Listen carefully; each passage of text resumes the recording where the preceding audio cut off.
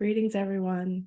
Welcome to your Astro-Weather Check for Thursday's Sagittarius full moon, but also for the incredibly dynamic week we've had astrologically, which will continue into this week. So I want to get into everything that's kind of been happening, all the planets that have been shifting and moving and meeting up, especially. And then we'll look at the chart for the new moon. I'm going to use some of my Oracle decks as a resource in this discussion today because I feel like it's important just to have some clarity around meanings and that kind of thing. And we'll pull a Oracle card from the Sacred Rebels deck at the end of today's Astro Weather Check, as we've had a lot of Uranian energy kind of infused into everything. And as you know, that is definitely the planet that is related to liberation and rebellion, and especially sacred rebellion. And I use this deck a lot with Uranian energy. So just for our time date stamp right now, it is around 8:20 a.m. on Sunday, May 19th, here in Atlantic City, New Jersey. And yesterday was a really big day. This whole week has been really big ever since really the new moon astro weather check that I did back on May 3rd for our Taurus new moon, which was on May 7th. It's been really big energy, and there's been a lot that has happened and kind of manifested in the physical realm, which is kind of what I'm going to give this Sagittarius full moon tagline. I think it's brewing as some kind of manifestation into the physical or inspired manifestation or something like that. I'm still kind of working with it. So once I actually write up the description for the Astro Weather Check, you'll see what the tagline actually ends up being. But it's circling around something like that. And there's a lot of reasons for that, which we'll get into. So just to recap, we had our beautiful, incredibly energetic, awesome Taurus new moon back on May 7th. And the tagline I gave that one was Goddess Rising for a number of reasons. And I'll put a link for that in the episode notes so you can go back and review that astro weather check, because now with this full moon, at least on the short term monthly lunar cycle, we have some kind of manifestation, something coming to the surface, something coming to fruition from that 2 weeks ago, roughly. So think back to then, reflect back. This is a really good time still for reflection, for review, for integration of all of March and April with the eclipse season, everything, the Mercury retrograde, which is now officially clear and done, which I'll also get into. Really good time just to see what has materialized, manifested, come to the surface, especially on your healing journey, particularly in relationships, and how to move forward from anything that may have been sudden or out of the blue from March, April, but also from this past week. I'll get into that a little bit too. There's just been a lot of things that have sort of left me like baffled is the word that I keep using, like jaw drop energy just around other people's behaviors and actions right now. There's a lot of things that are very low vibration and people kind of coming to the surface, and there's a reason for that. But it's, our choice to work with it, move through it, heal it, or move forward in a different space and kind of stay, in that lower vibration energy of that whatever's coming to the surface in your own life related to all of the cosmic energy and planetary shifts that we're going through. So it's always a choice. Remember, there's always free will, but the best way to work with all of this is to choose the healed path, the higher vibration energy, the action-oriented approach that's going to work on our own healing journey and healing ourselves and kind of confronting our own shadows, our own subconscious things that might be coming to the surface for healing, for review, for breaking of patterns, familial patterns, subconscious patterns, just looking back on your life and just thinking of anything that's kind of repeating like a cycle that you might be kind of not stuck in, but there's an opportunity here to really move forward in a different way. And just remembering that every time we do that individually, that contributes to the whole, that contributes to the energy of the planet, the vibration of the planet, to all of us, to all of humanity, to kind of rise up into a different and new consciousness. And our consciousness is one thing that is a huge focus, I guess you could say, with a lot of the energy that has happened already in March and April, but moving forward through the month of May and beyond into the rest of this year. Consciousness is a huge keyword, buzzword thing that I kind of want everyone listening to this to keep in mind as I'm discussing everything that is happening kind of cosmically. So, new moon, May 7th. You can link back to that episode to get a good idea for what I was talking about for that, which was an incredibly awesome new moon. One of the the best energies we've had so far this year. And then so this week, we kicked off the week in a really big way. On May 13th, on Monday, we had our annual meetup of the sun and the planet Uranus. So just as I said, Uranus relates to our individuation path, our liberation to an extent, sense of freedom, but also as a humanity, it relates a lot to coming together as a whole, but also kind of rebelling against outdated structures and forces that might be trying to keep us unliberated to an extent. So when the sun and Uranus meet up, which happens only once a year, this time it was in the sign of Taurus because that's where Uranus is, that's where the sun was. Sun still is for another couple of days. It's a very, it's a more grounded energy. So that's where I'm kind of pulling these grounded pieces in because we still have a lot of energy in the sign of Taurus, particularly in the last degrees. So think about what happened last weekend. Uranus brings surprises. It has like a revolutionary vibe to it, but also things that can kind of happen that are out of the blue. Think about our surprise auroras that happened last weekend.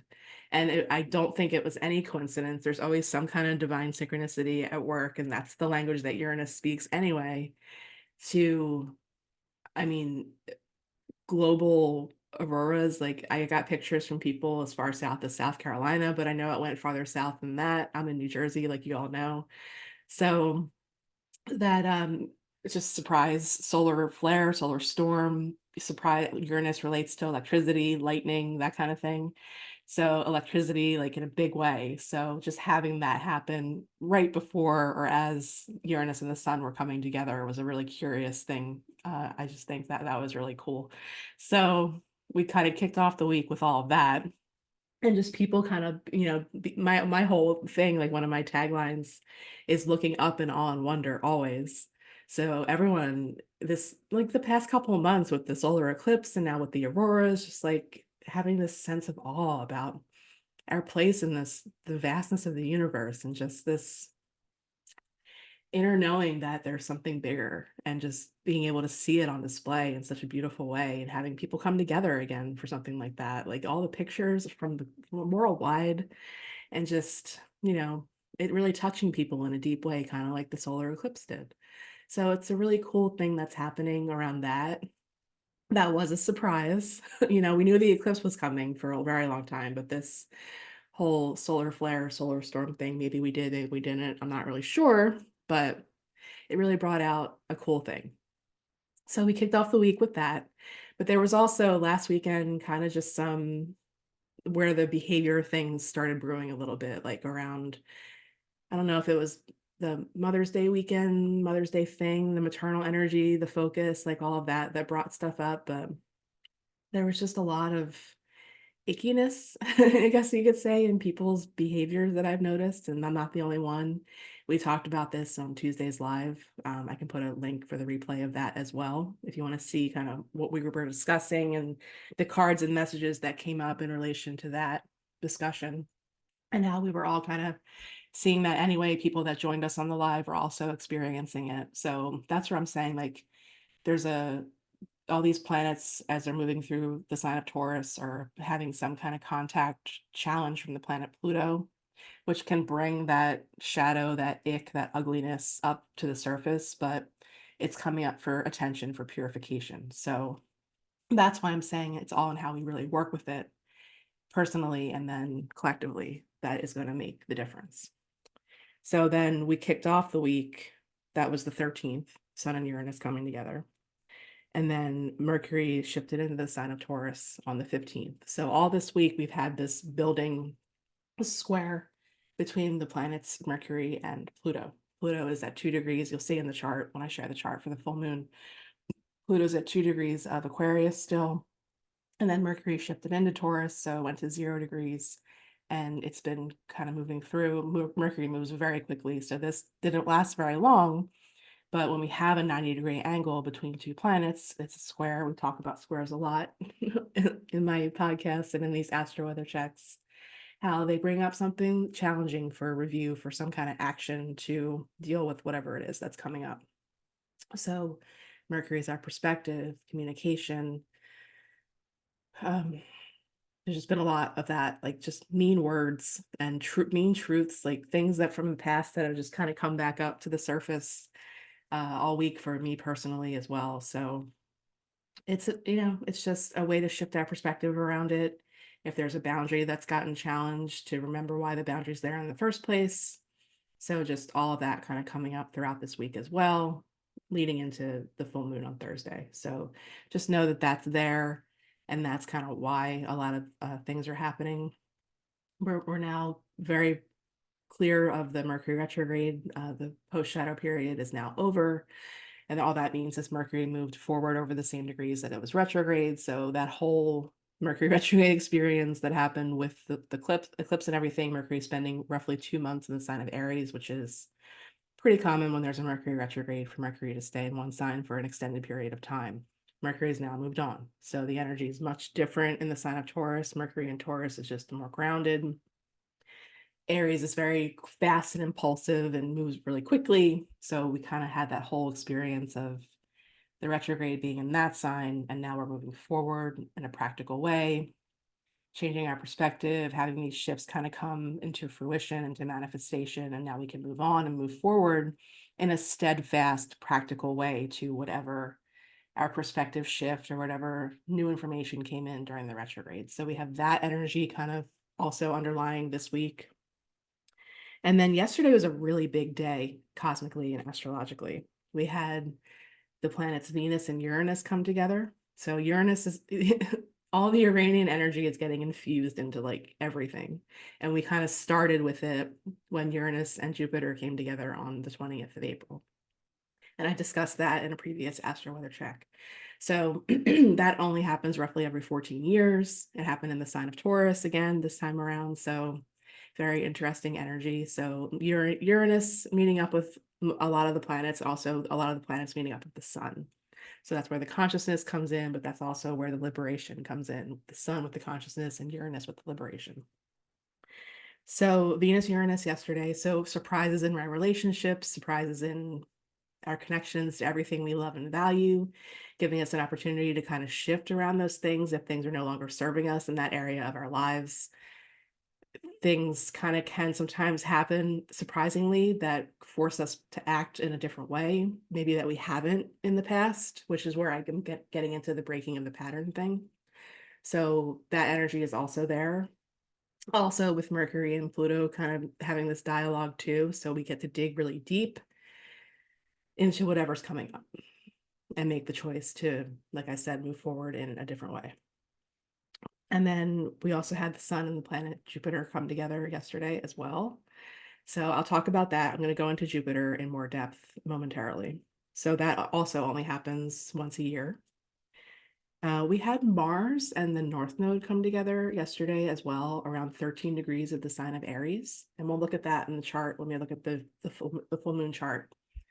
So this is a really important part. And this is what I was getting at as far as taking action steps toward our own path forward in a different way. Mars gives us our oomph, our drive, our will, action-oriented planet, very action-oriented planet.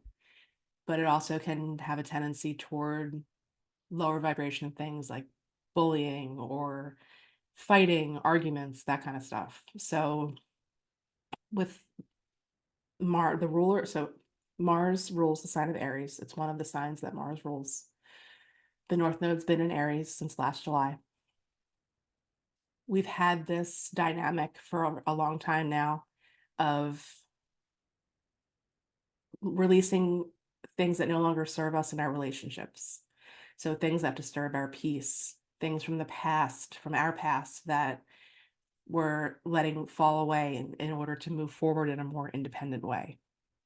Libra, relationships, peace, harmony, that kind of thing, balance. Aries on the other side, independence, courage, bravery, forging a new path forward, instinct. So we've had this dynamic now for a while between the signs of Libra and Aries, the South Node being in Libra, the North Node being in the sign of Aries. North Node's the path forward, South Node is the release. So that's been since last July.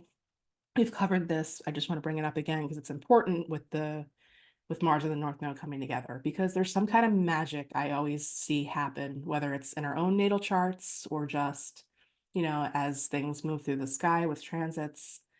When the ruler of the North Node and the North Node come together, there's something very curious. So, like I said, Mars rules the sign of Aries. Mars has been in Aries now for a little while, since the end of April. And the North Node's in Aries, and the two came together, which doesn't always happen. This won't happen. Mars and the North Node coming together in the sign of Aries, that's a pretty rare transit.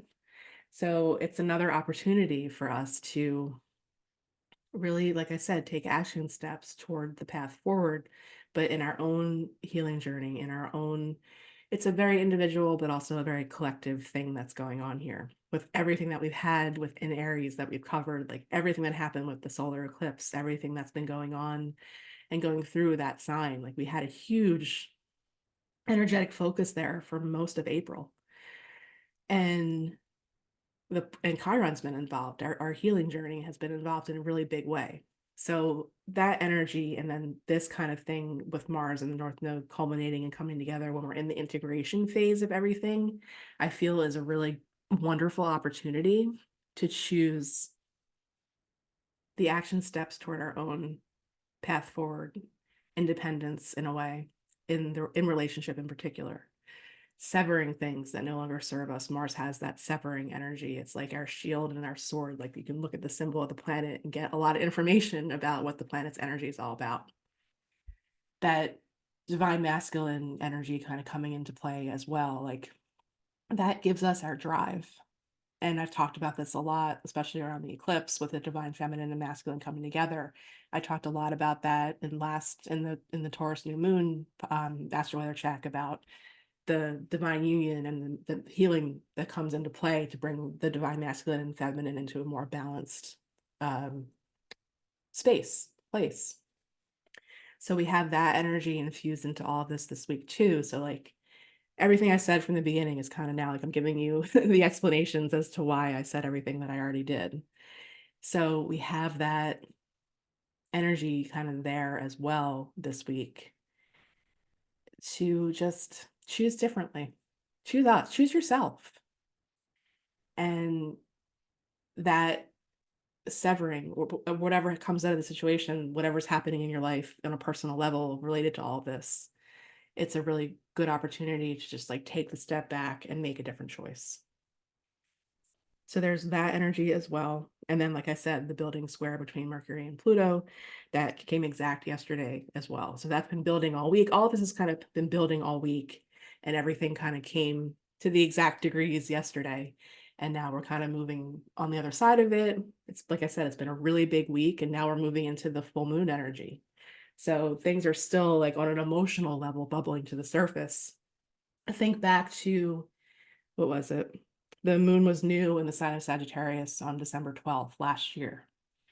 So not only reflecting back on the short-term lunar cycle, which is roughly 28 and a half days. So when the moon was new back on May 7th, but also on the long term, the way I prefer to work with lunar cycles in the 6 months time frame, what was going on back then in December when the moon was new in Sagittarius, and what has culminated in your life since then.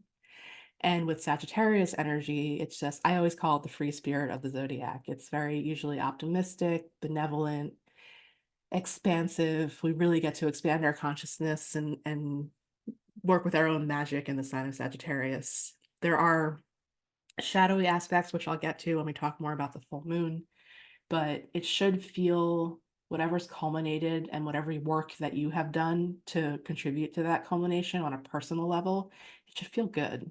It should be an expansion of you in some way. So we have that, all of that kind of coming into the full moon week. So let's get to that next. we have this in 2 days on the 20th, the sun will shift into Gemini. So out of Taurus into the sign of Gemini. And then we have the full moon on Thursday, the 23rd. So let's look at that chart and we'll get more into the nitty-gritty of everything. So for here in Atlantic City, this is our chart for Thursday morning's full moon. It'll be full at 9:52 a.m. on Thursday, the 23rd. For some reason, my software is like a minute off usually. So it's 9:52 based on most resources out there. For SolarFire or whatever, it's 9:53. So 9:52, 9:53 a.m. on Thursday. The moon will be full in Sagittarius at 2 degrees. So you see over here, we have the sun at 2 degrees Gemini, freshly in the sign of Gemini, full moon on the other side. So that's always the opposition with the full moon. Moon opposite sun coming into its fullest brilliance for a few minutes, couple minutes usually. So this full moon is another kind of magical one.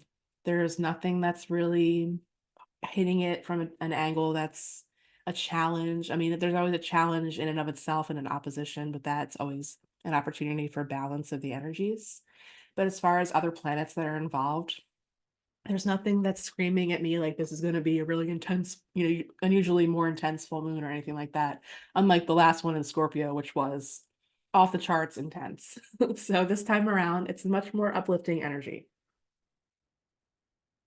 But like I said, it's up to us and what we do and what we have been doing since early March with everything that's come up with the eclipse season and all of the things that I've already mentioned. The cool thing we have here, at least here on the East Coast, this will be different for other places in the world, but we have this mystic rectangle aspect here in the chart for the full moon here in Atlantic City, here on the East Coast. So this is part of why I'm getting at like the inspired manifestation or whatever tagline I'll eventually settle on. But this is a really great energy to co-create with the universe.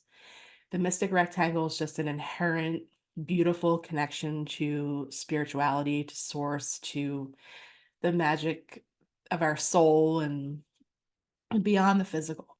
So we are kind of moving in a big way beyond the physical because our clusters that we've had over here on this one side of the zodiac are going to start to break up. As we move on in this year, things are going to be moving out of the sign of Taurus. So Taurus is the sensual experience, but it's also the physical world. It relates very much to our values, our self-worth, but also like the things that we can see and experience with our actual senses, like the common ones, the common five. But this gives us a chance to move beyond the physical, beyond the five, and get into our sensory experience of things that we just energetically feel. So there's a really cool vibe in that with the full moon, and then it'll continue shifting as things move into Gemini. So when we're talking about Gemini energy, as we have all these things kind of shifting the week of the full moon and after, and I'll get to that, it's ideas, it's information, it's being just social, it's communication, it's curiosity. It's that fluttery, buzzy energy. Like think of a hummingbird, just kind of goes from, one thing to the next, and it's just feeding on things that are brand new, that are a new resource, a new experience. So that's Gemini. But on the flip side, Gemini is the twins. So we always have the other side of that. So the important part and the thing I kind of want to drive home in this discussion and with this full moon and as things start shifting into Gemini is to just be very aware of the flip side. And with this full moon in particular, the dynamic between Gemini and Sagittarius. So Gemini is the new, the fresh, the new perspective, the new thought, the new idea, the new thought form, the new information ruled by Mercury. On the other side is the maturation of that. So how a new school of thought becomes a philosophy. Think of like a teacher of young people to a teacher of mature people, like a kindergarten teacher to a college professor. That's a rudimentary analogy, but just to kind of give you an idea to kind of put to what I'm talking about. The thing that we need to be wary of with this dynamic, and we'll get to it when I talk about Jupiter, is when it goes too far. When we get to the place where things become self-righteous, when we get to a space of being dogmatic, when we get to a space of maybe relying too much on information that was new, but it wasn't necessarily truth, and having that become a belief that's rooted in something that's not of a higher vibration. When we get to the point where we're too set in our ways and set in our thoughts to not be open to another person's perspective or another perspective in general. This is where we get into trouble. This is where wars have been started centuries upon centuries in the past, of millennia upon millennia. Think of religious wars, think of where we are right now. This is where we get to the flip side and to the darker side of this energy.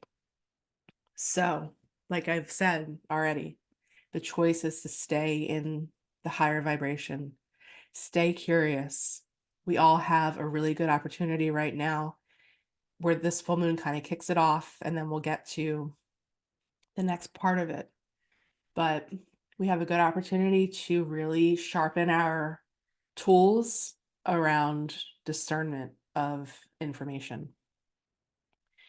The full moon happens on Thursday, 9:52 a.m. And then one by one, we'll have some shifts into the sign of Gemini. Venus shifts in. There's a very magical thing happening with Venus and the sun and Gemini, which we'll get to in the next Astro-Weather Check. But on the 25th of next week, Jupiter shifts into the sign of Gemini. Jupiter's been in the sign of Taurus, so a very grounded energy, but also like think of all the things around our resources and finances that have been inflated since Jupiter's been in Taurus, which has been since May 23rd of last year. Let me check that date. Yep. Jupiter spends roughly 1 year in every sign. So we've had a year of Jupiter in Taurus. It's a really good time, again, like I said, for reflection, not only from the new moon, from the 7th, the last 2 months, but also the last year. Where in your life have you experienced some form of expansion, some form of abundance that came in a new way, in a grounded way, like a physical way, but also like look at everything and like just the prices of everything are just off the charts, ridiculous. Everything, the housing market, groceries, like inflation in general, like this is where it gets to be too much. So I want to talk about, maybe we'll do the card for Jupiter next, and we'll talk about the meaning of the planet Jupiter.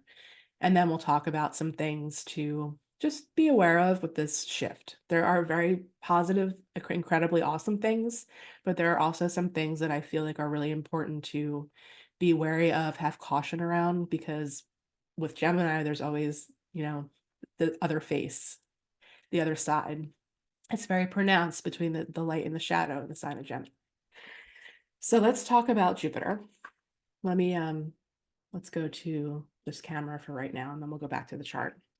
So I'm using my Starcodes Astro deck for this because they're just very short descriptions. So for the Jupiter card from this deck, it's abundance. It's the horn of plenty, the cornucopia kind of on this card, which is cool. Jupiter's the largest planet. Jupiter's magnetic gravitational pull draws everything towards it. So we have that energy working with this. That's also, there's a magnetism to Gemini energy also. So let's just keep all of that in mind as we review the meaning of the planet Jupiter. So this book is really good for just kind of summarized descriptions of the meanings of everything. Jupiter symbolizes how we expand our world through education, law, philosophy, travel, abundance, and an expansive spirit.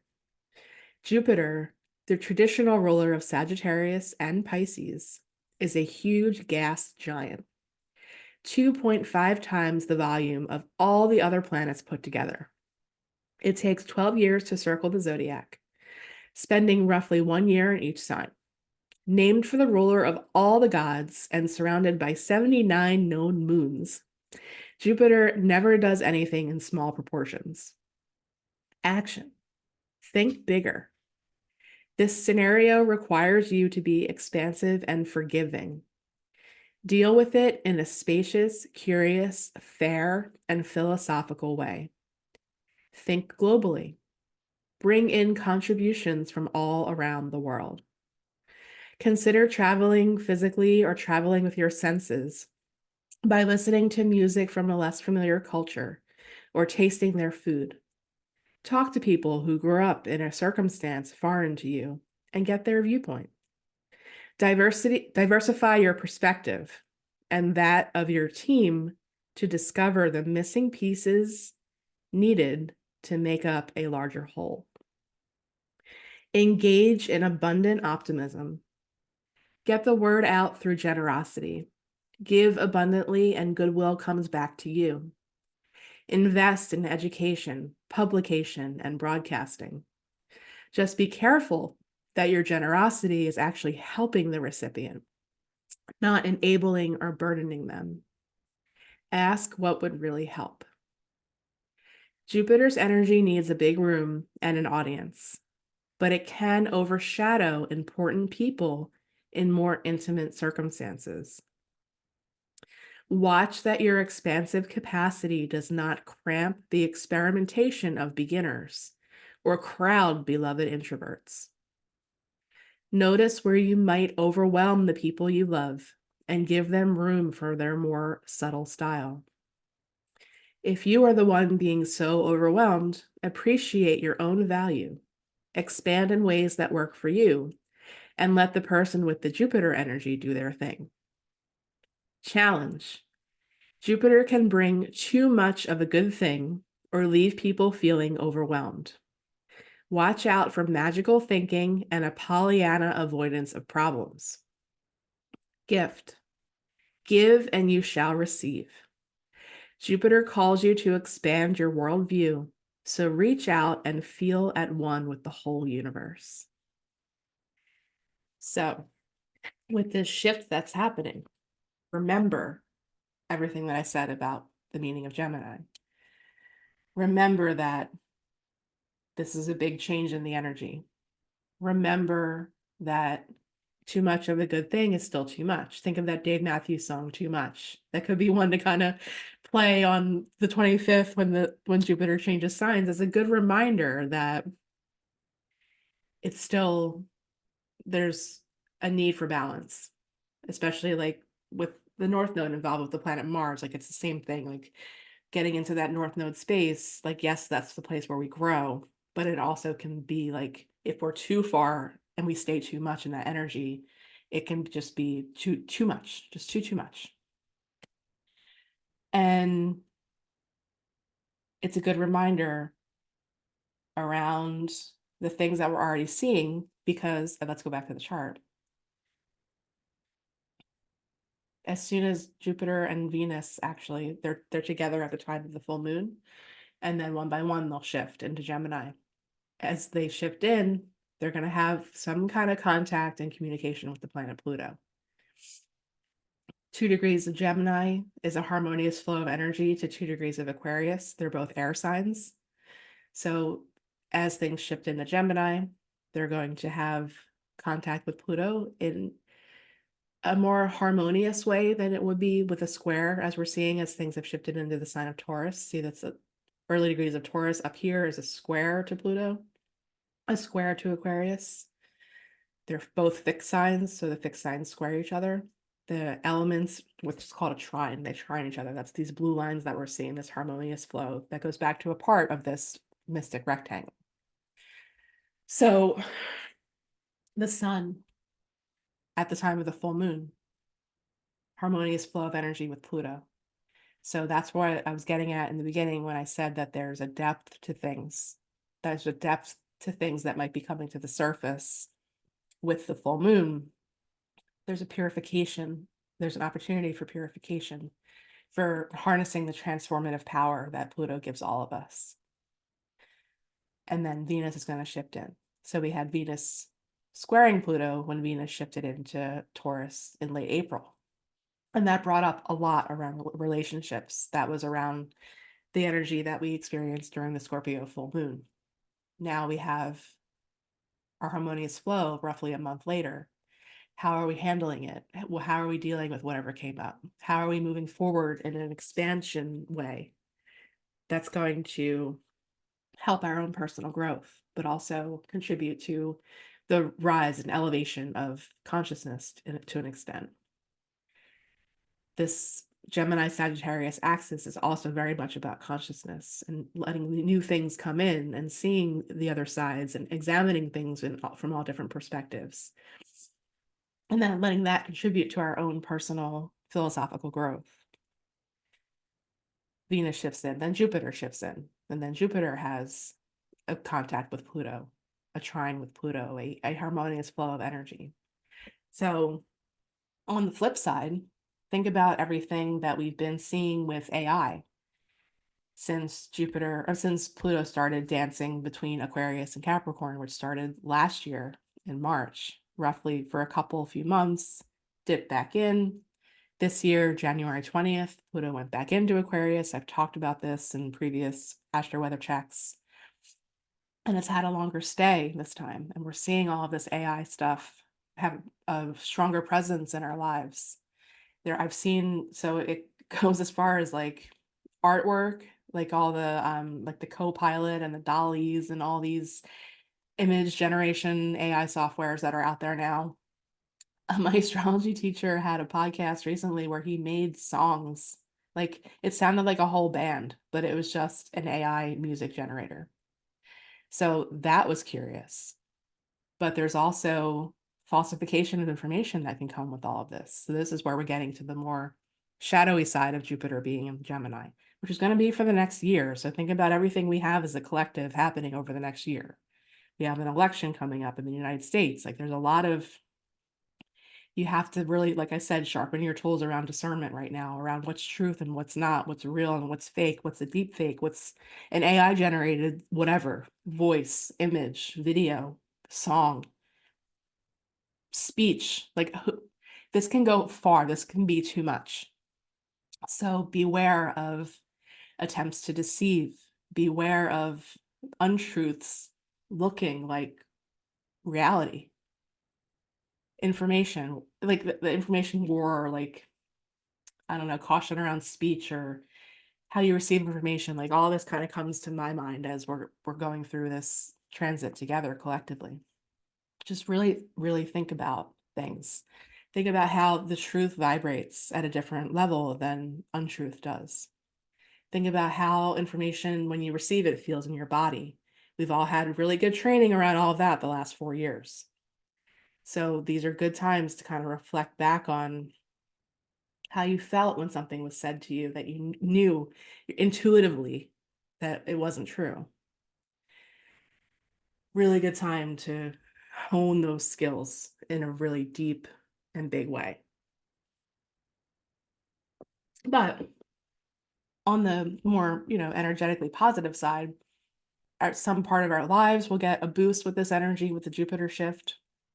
Some part of a bigger theme around whatever our Gemini parts are. So if you have placements in Gemini, if you know your chart, if you know what house that is in your chart, bonus points, because then you'll know what shifts and what themes and what things you can kind of expect to have some kind of touch of, the Midas touch, some kind of expansion, some kind of abundance coming into play there. But remember the caution, remember the warnings, remember the things that I've said on the other side of it, because we have the light and the dark highlighted in a big way with Gemini energy. Go back to the song Too Much by Dave Matthews and you'll get a kind of good idea of, like too much of anything, even if it's good, is still too much. Like if we eat too much, we get obese, that causes disease. If we consume too much, we run out of resources. So there's just that energy that's kind of there too. So I wanted to make sure I mentioned all of that. And then I kind of think that might be enough. I've thrown a lot at all of you for that.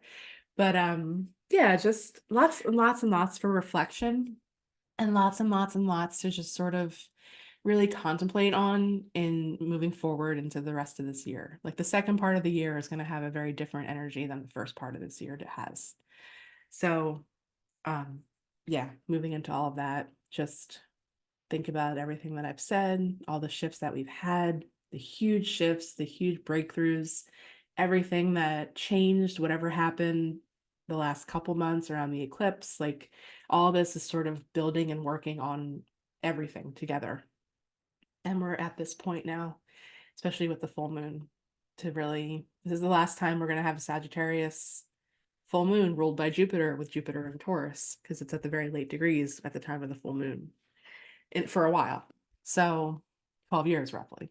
So it's just a lot to really just take stock of. Like, how has your life changed in the last year? Like, I can honestly say my life is very different right now than it was a year ago. And I have some exciting changes coming up very soon that I'm going to be excited to announce in a future episode. So yeah, um, it's a lot. I threw a lot out today, but there's a lot happening. So it wasn't just focusing on the full moon. I wanted to make sure I touched on everything. And I pulled more into the last Astro Weather Check as well. I did that one more earlier than I usually do. So I'll put a link, like I said, to that. I'll put a link to the episode I did around the Sagittarius New Moon in early December. So you can reflect back to 6 months ago, which I think is a more important time frame to really focus on, and see how your life has changed in the last 6 months and the inner work that you've done to bring about positive changes if you've chosen to do that. That's where Jupiter gets tricky. With Jupiter, yes, it is, a lot of astrologers call it the Santa Claus of the zodiac. And yes, I agree with that. However, Jupiter works in funny ways because it's up to us to make the choice to receive the abundance. When someone gives you a compliment, to say thank you rather than coming up with a excuse or something where you're negating what they said or putting yourself down, or like, that's a beautiful dress. Oh, this old thing? No, that's a beautiful dress. Thank you. I really appreciate you saying that. Like, it's a very fine line between receiving it and not being open to the expansion energy, or shutting it down and staying in the shadowy side where you're just self-righteous and overpowering other people and consuming all of that magnetism and vibration and gravitational pull for yourself. That's where we get into trouble a little bit with the dynamic between Gemini and Sagittarius, but also between Mercury and Jupiter. So Jupiter's moving into a Mercury ruled sign rather than a Venus ruled sign. So the themes are going to be different. It's going to be interesting. But I love mercurial energy. So that's just I'm curious to see what's going to happen, and I'm just open to receive and being in the gratitude rather than having a retort of something else. Like, I'm just personally, I'm just curious as well, and you'll all be going on this journey with me as I'll be sharing it in podcast episodes and Astro Weather Checks. So I was going to record episode 1 of season 4 of Becoming Chiron last week. I actually had it on my calendar for Monday, but I respond very weirdly to the solar energy. And with everything that happened over the weekend, not just the solar storms that kind of put me in this weird insomnia phase of the week, but also things that happened personally around Mother's Day, like I just didn't have the energy for it. So I honored that rather than pushing through it. Like, I felt kind of teetering on not feeling well, and just I was very tired. So I just rolled with it and gave myself the space to rest a little bit more than usual during this week. So I'm hoping, and my intention is to record this week. And I already have the episode outlined. I already know what we're going to talk about. The episode's going to be focused on the emotion of fear. And I'm really excited to dive into that. And I'm pretty sure I'm ready to share my personal solar eclipse experience story, which definitely ties into fear. So I'm going to do that episode around fear, but I'm also going to share that experience with you all as promised. I'm ready. I'm ready to. I think it's important to share it. So that will be recorded and posted at some point this week. So episode 1 of season 4, I'm excited. And just to dive back into the intro episode, like I said, we're going to be diving deeply into just transmuting things and the plutonic process, as I called it, and all of that. So I'll also put a link to the intro episode I did roughly a month ago at this point. so you can all get a reminder of what season 4 is going to be all about. And yes, it's still definitely going to be episode 1 is going to be all about fear. So let's pull our Sacred Rebels card for today, and then we will close out.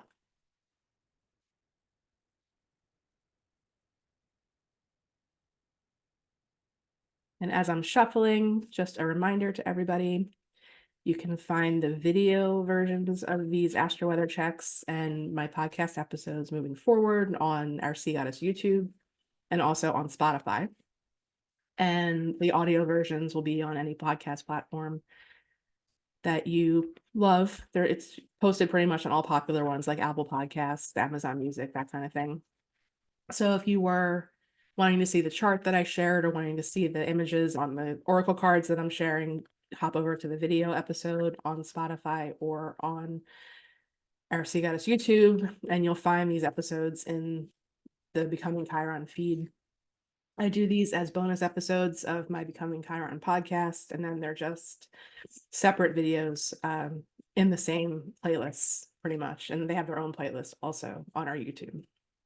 So if you want to see the things, if you want to see me, oh, I love this card. So check out the video.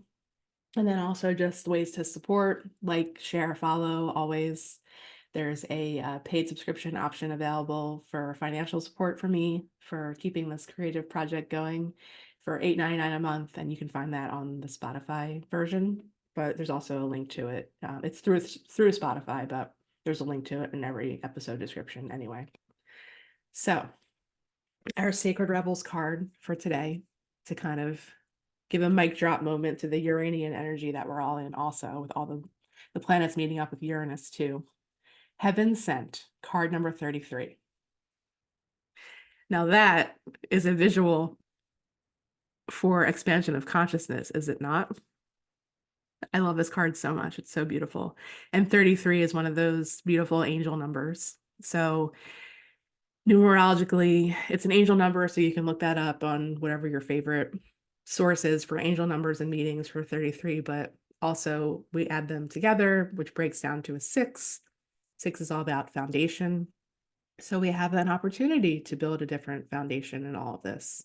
Like I said, the path forward can be built from a new place, and the energy moving forward can come from a new place where we're breaking a pattern or putting ourselves first in a new way, or focusing more on our independence and our own journey and our healing moving forward. So this is a beautiful energy message to kind of tap into that, tap into our intuition, tap into our consciousness, and kind of see where we want to go from here. It's pretty cool. So I'll read these. All of these cards have a healing process. So I'll read, let's see how long the description is. Just not to go too much longer. And then we'll see if I can include the entire thing or if we'll just do the healing process for this card.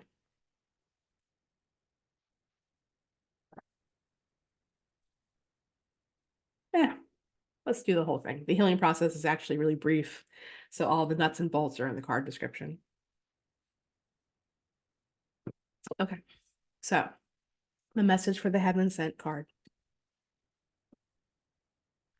Just as we receive gifts in the physical world through the thoughtfulness of others, to acknowledge how much we mean to them, so too we receive gifts on other levels, including the spiritual level. A spiritual gift is something that happens through grace.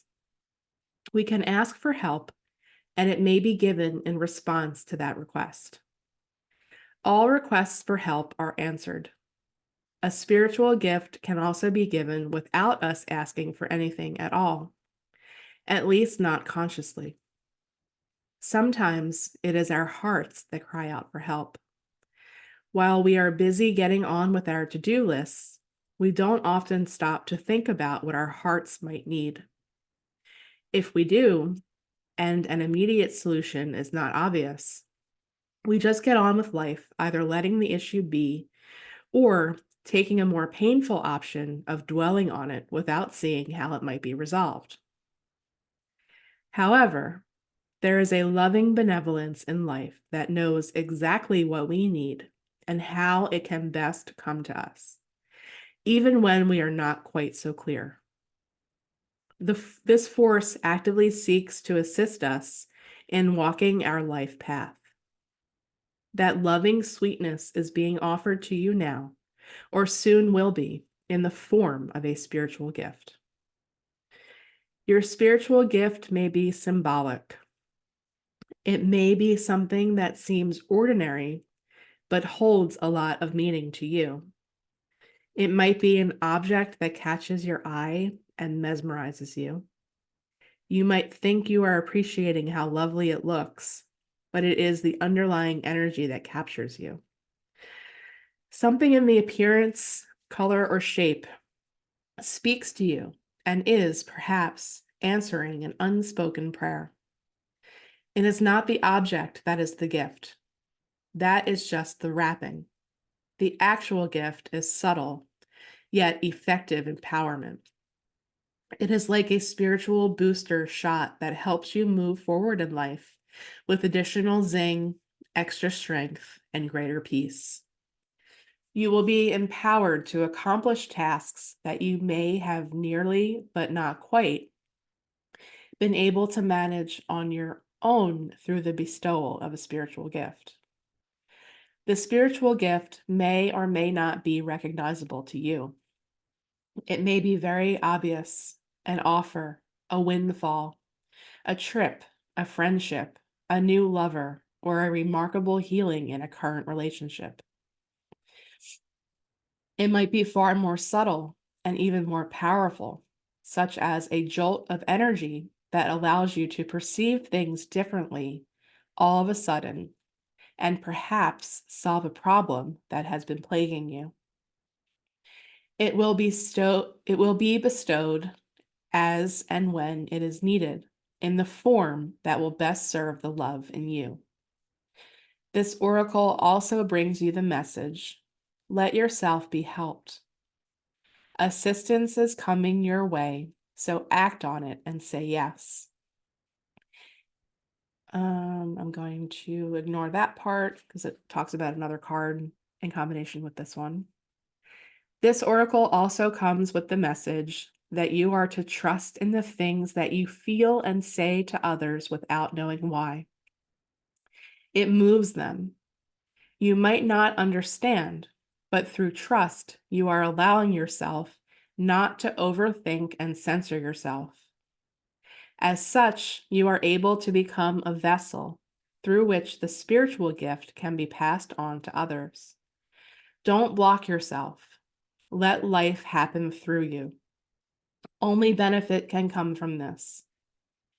If you have drawn any other card in addition to this one, it acts as a wild card and an amplifier. So I'll skip over that because we haven't drawn any other cards. So, in summary, it is simple to receive the gift that is headed your way. The healing process below will activate that for you. And here's the healing process. Say, through unconditional love, I now accept the spiritual gifts that are bestowed upon me. With complete trust and gratitude. So be it. I love that. I think that is a very good summary of everything I've discussed. As usual, the oracle cards usually give me the mic drop that I need. So I'm going to wrap it there for today. I also meant to mention that I'm pretty sure I'm going to post a lunar blend for sale for Thursday's full moon. And it will most likely be just the two oils. So the oil for Sagittarius is black pepper, and that's where the moon will be during the full moon. And the oil for Gemini is basil, which is where the sun will be. And, other planets as we move past the full moon. So I'm pretty sure it'll just be a blend of those two. That makes it relatively inexpensive. And you can find that on our website in our shop, in the aromatherapy shop. And I'll make, excuse me. I'll put a link to it also in the episode description. And my lunar blends, if you're not familiar, are a form of my astrological aromatherapy practice that were sort of birthed through some full moon circles that I used to go to back in 2019. And I find that blending the two, what's called signature oils for the sun sign and the moon sign during the energy of full moon, kind of helps with that sense of balancing out the two and the tensions that are just always present with full moons in general. So, astrological aromatherapy and energy medicine can help us in very subtle, beautiful ways. And they're what's called a stock blend. So, it's just the oils. And typically, the best way to use those are just in your diffuser. So around the time of the full moon, just drop 5 to 10 drops in your diffuser, depending on your room size, and it'll just make a beautiful energetic blend that can help with your senses, just with the energy on a subtle vibrational level, with the full moon vibes. So I'm sure I can pretty easily have that tied up and put together in time, and that'll be for sale pretty much up until Thursday, the day of the full moon. So we'll have that as well as a part to help with the energies. And yeah, that's it. I'll wrap it up for here. Remember, as I always say and close out with every episode, kind of more tied to my Becoming Chiron podcast, but with this energy specifically, also with the Uranian vibes, remember to be a maverick. And ta ta for now. Till next time. Bye.